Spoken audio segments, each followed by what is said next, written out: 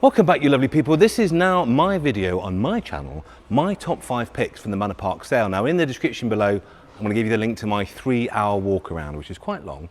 This is the management summary. These are the cars that I think, my top 5, that go through the sale on Saturday that you might like to buy. Now, as you can see, the hall is absolutely packed. There are over 100 cars and automobilia lots. There are over 140 motorcycle lots in there. So no matter what you're after, I think you might find it on Saturday.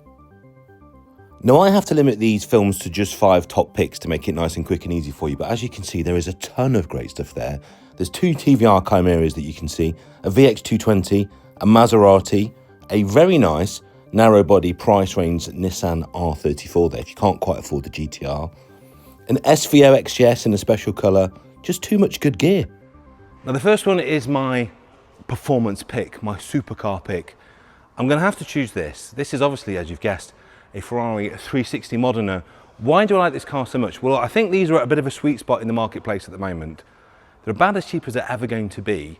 And this one I think could be an absolute bargain. First of all, it's not Rosso, it's Giallo, which I think actually makes it worth more, to me at least. It's also a manual car. It's not an F1. And you have to remember with these, they were deep in the period of F1 gearboxes, and it was the cool thing to order when the car was new. So most people did. The dealers ordered them for demos because Ferrari told them to. The enthusiasts thought they were getting the great technology. And actually what everybody wanted was that flappy pedal gearbox. Fast forward to today, the cars that everybody wants to buy are the manual cars. The problem is there aren't many manual cars for sale because everybody ordered semi-auto box. This is a manual car with Challenge Stradale grille, manual gearbox, really sensible mileage, 47,000 miles, some good history, and the estimate on this car is 40 to 45. And while that's interesting is the top of this market, the top of the 360 market in manual is about 70 to 75. The car's not perfect, it's very tidy. I think you can make it really nice for not a lot of money, and for that reason, that is my super performance pick. So what would be my luxury pick? It would have to be this. This is a rather exceptional motor car. This is incredible actually. 1997 Lexus LS400 with only 19,000 miles on the clock. The history of this car is fantastic. There's a really good book about it that I've read on this car. And what Toyota were trying to do was hand it to Mercedes and BMW, which they did quite conclusively, particularly in America. They looked at their competition, looked at the S-Class and thought, how do we design and develop a car that's better in every single way? And the result was this. The result was the LS400, big throbbing V8 up front, beautiful cabin inside, loads of room, and that fabled Japanese technology and reliability that even the Germans couldn't match. Now they sold a load of them, and today they're a fabled car that can do 250,000 miles with no problem at all. And this one has done 19 with a monster service history. It's a very nice car. A little bit to do on the paintwork. There's a few blemishes, a little bit of surface conditioning to do. The interior looks very much like a 19,000 mile Japanese car. It's worn very well indeed. The alloys are nice. The tyres are nice. There is an awful lot to love on this car. I would like to own this car very much. The estimate, if you look on it, £6,000 to £7,000. I just can't think of a better way to travel in such luxury and reliability. And I bet the aircon blows ice cold as well. That would be my luxury pick. So what is my unexceptional pick? Well, I think it would have to be this ridiculous Ford KA. Now, I've got a lot of time for the KA. I raced one for 2 seasons in the Enduro Car Championship, and they are absolute hoot. They're only a little 1.3. It's a really old-fashioned engine. But what Ford managed to do with this car, as they did with all the cars they were building at the time, was just put fabulous chassis dynamics into the car. It really is a brilliant little thing. Handles incredibly well. What makes this one so special, it has an absolutely bonkers mileage, 4,700 miles. The car, as you'd expect, is like brand new, almost everywhere you look. The seats, the paintwork, the wheels, the trim, every part of this car is like it rode off the showroom floor. Despite that, despite the fact it would be a phenomenal everyday driver, and like I say, the perfect unexceptional car to take to Haggerty's Festival of the Unexceptional, the car is in the sale at no reserve. For that reason, that is my unexceptional pick. It's absolutely brilliant. Now this is my potential bargain pick. Reason being, I think the underrated car of the moment is the Porsche 911 996, because everybody wants a 997 or everybody wants a 993. It's kind of the unloved middle child, which is a real shame. They're actually brilliant cars. This one, I think, for the money it's going to be, 16 grand maybe you could buy this car for, is very, very exciting because it looks like a 40th anniversary. It's got the 4S bumper on, it's got the turbo twists, it's It's got the decor panel on the back, it's got the factory roof, a lot of very nice spec, only 65,000 miles, and it's a manual. And I think for that reason, this could potentially be somebody's fantastic daily driven bargain.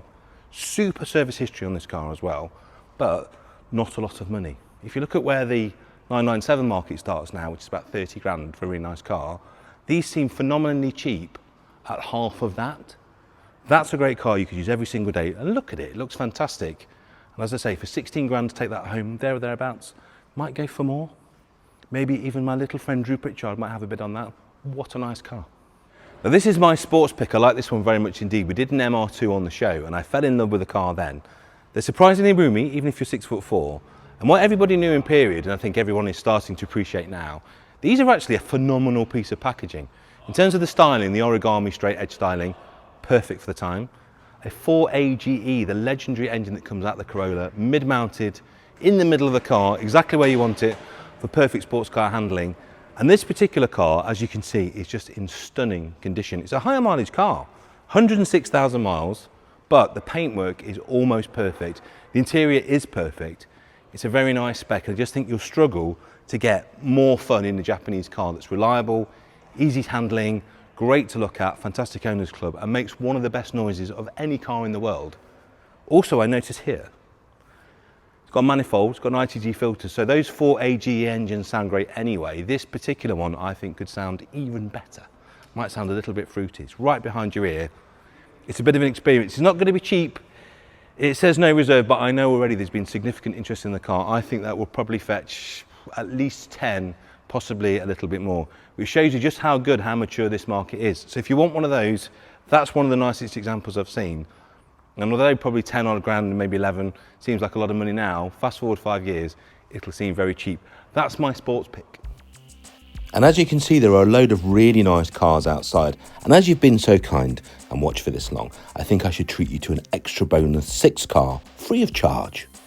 Let's have a bargain Jag. And this pick is the why would you not pick. This is absolutely fantastic. This is a 1968 Jaguar Mark II 2.4 litre manual. And why I think this is an interesting lot for a few reasons. One, it shows what's happening to the Mark II market at the moment. Prices are softening, you can get an awful lot more car for your money. Being a 2.4, it's the more unloved vehicle. It's the one that perhaps less people want.